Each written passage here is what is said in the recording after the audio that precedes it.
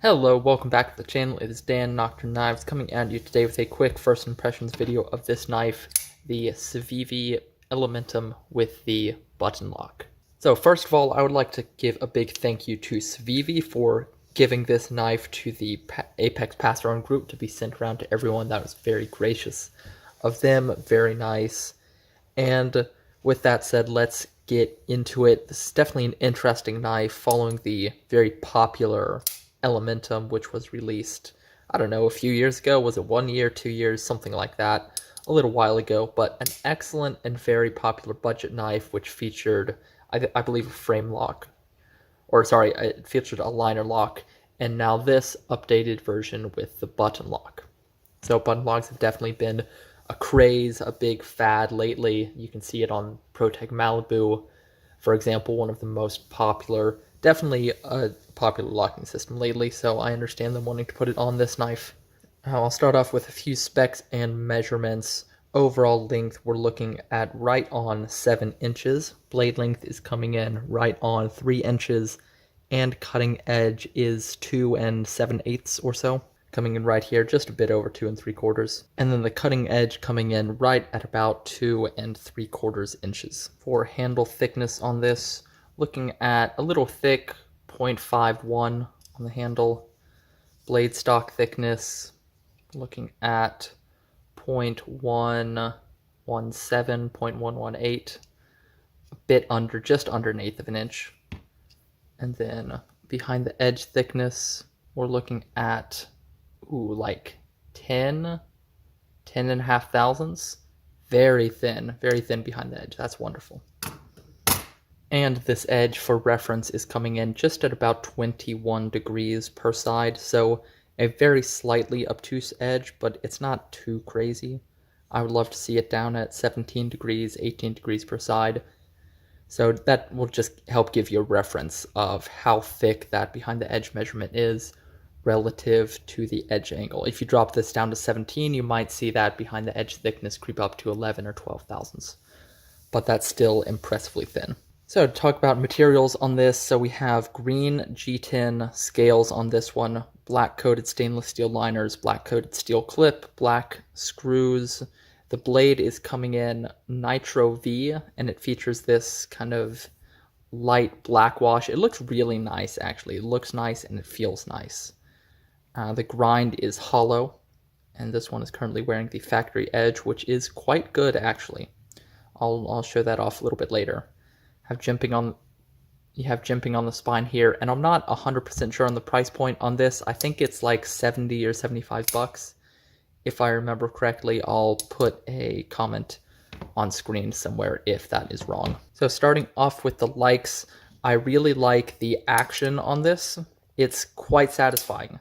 The detent is not super crispy. It's not quite as nice as, say, a Protec Malibu on the button lock flipper, but it's pretty good, very easy to actuate, and it is satisfying. You pull the flipper tab with any oomph, just any speed there, and the blade will fly open and will fall shut very easily. Very easy to actuate, and it definitely is satisfying. It gets fairly close to something like a Protec Malibu, just slightly less snappy, but I do like it.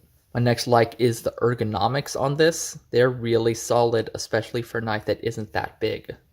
You can see all 4 of my fingers have plenty of room to wrap in here behind this guard. I have just a little bit of space before the end of the handle. If your hands are much bigger than mine, for reference, I wear a size large. I'm kind of on the small side of a size large glove. If your hands are coming in much bigger than mine, you wear an XL glove, you're definitely going to be off the back of this thing like this, with your pinky hanging off here. So just be aware of that. And you can kind of choke up a little bit here into this space, but really, I would probably never use that grip. I might use it in a pinch grip like this, might do that, but not really that usable. My next like is the color scheme on this. Green and black, really solid, and I like how they've done it on this. I think it looks good. Good color combo. But of course, this is sold in different color combinations, so you can get whatever your preference is. Next like is the hardware. It's all very nice, high quality, deep Torx, and it's all T8, I think, except for the pocket clip. But you can see these body screws are T8 as well as the pivot is T8, and they're nice and deep and high quality. And the pivot is captured on this side. I really appreciate that.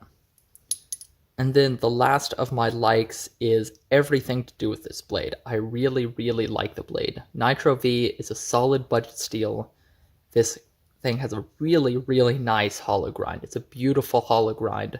See if I can show that off a little bit, but it really is wonderful. Maybe you'll be able to see a little bit of that there. But it's really thin, very nice, just about the right amount of depth on there. You're going to be able to sharpen this for quite a while without seeing a significant behind the edge thickness increase. And then the finish on this is also wonderful. It's this nice light black wash finish. It doesn't have that cheap look of some budget black coatings because the stone wash really gives you a little bit of that texture and it looks and feels very nice. The blade shape is super nice and neutral, just a nice drop point, spear point kind of thing. Can be really usable for just about any normal daily tasks that you might want it to do. The tip is low enough so it's easy to get up for your utility cuts like this. And then the sharpening choil is done perfectly. You can see how that plunge grind ends well before the choil. It'll be incredibly easy to sharpen this for a long time to come.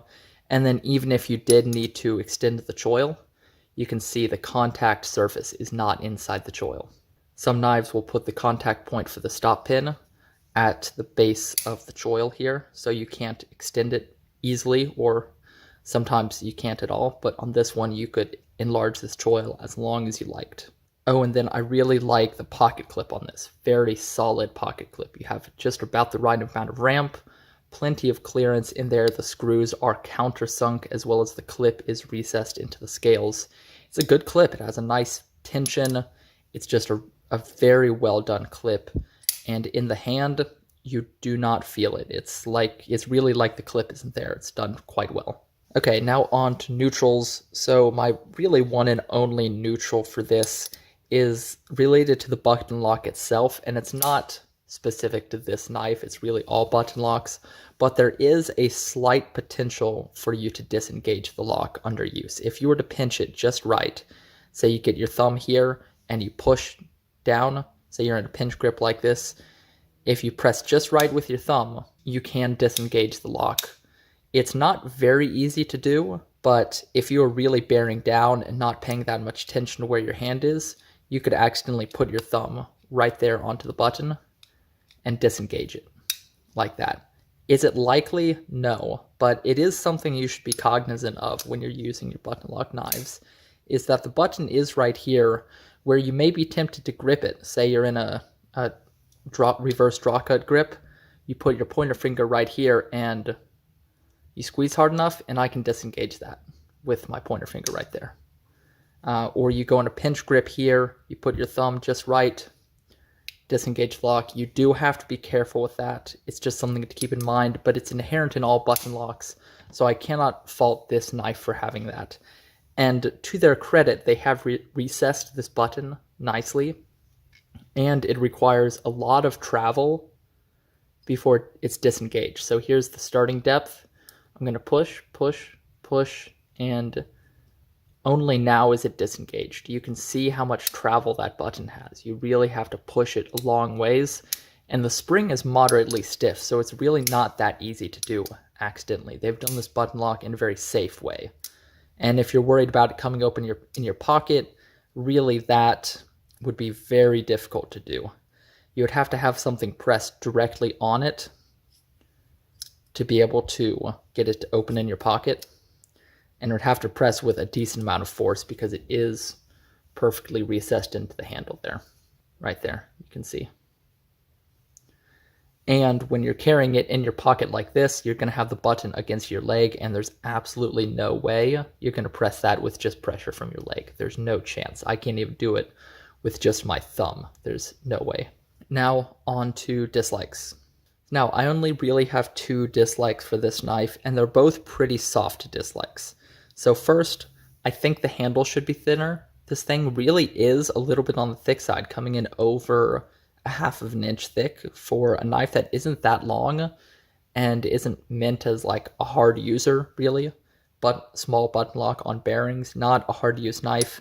I don't see the need to make the handle this thick. It feels bulky in hand, and it's really kind of disproportionate to the nice thin stock. You can see that right there. If they'd made this thinner, make the G10 thinner. Here, those G10 overlays, make that thinner, and maybe reduce a little bit of that space between the blade. You can see how the bearings really stick out. Make the pocket a little bit deeper there.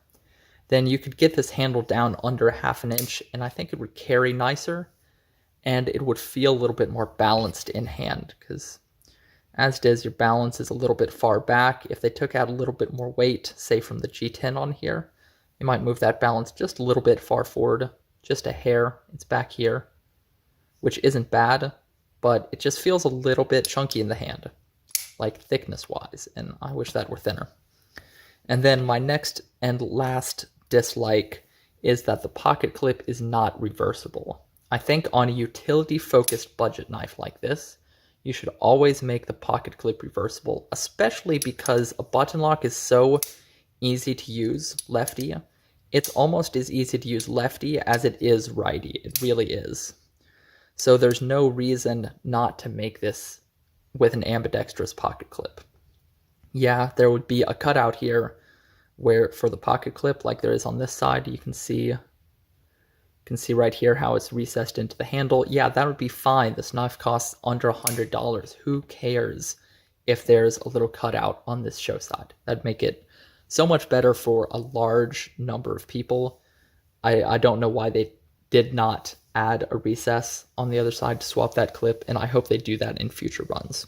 And those are the only dislikes I have. On to my final conclusions. So really, I like this knife a lot. I honestly really, really like it, and I'm very impressed with it. Coming in under $100, this knife is made incredibly well. The centering is really good. The action is good. The lock is done very well. Absolutely no play up and down. It is very solid. It's super solid. That's not going anywhere. I definitely trust this lock. The blade is done exceptionally well. I unfortunately have not been able to sharpen this because it's for the pass around. We're trying to keep these in close to factory spec. That means factory edge and not disassembling it. So I don't know how it would sharpen. I haven't used this much, so I really can't comment on, say, the quality of the heat treatment on the steel, but from what I hear, Civivi has been doing a pretty good job on that steel heat treat lately, specifically on Nitro V. So I think it will do a pretty good job for you, and purely with geometry, this knife is going to cut incredibly well. It's very thin, the blade stock is thin, the grind is wonderful, it has this perfect choil, and it's finished really nicely. So the blade on this is phenomenal. The ergonomics are a big win, nice and neutral, good pinch grip. The action is fun and satisfying. The clip carries really well. It's not too heavy. It's just a really, really good knife. My only kind of issue with it is that the pocket clip isn't reversible and the handle was a little thick. But if you don't mind both of those things, it's going to be a great carry for you. And I also kind of wish that this knife were coming in at $65 or maybe $55. That would be incredible value. But even up at $75 or $80, this is not a bad value at all. I'm very impressed with it. And that's all I have for this knife. I hope you found it interesting. I hope you enjoyed the video. I would love to hear your thoughts about this knife. Have you picked one up? Are you thinking about it? Do you love the knife? Do you hate the knife? Whatever it is, go drop a comment down below. And while you're there, don't forget to hit that like button and that subscribe button. I would definitely appreciate it. It would definitely help me out. And with all that said, thank you very much for watching, and I will catch you on the next one.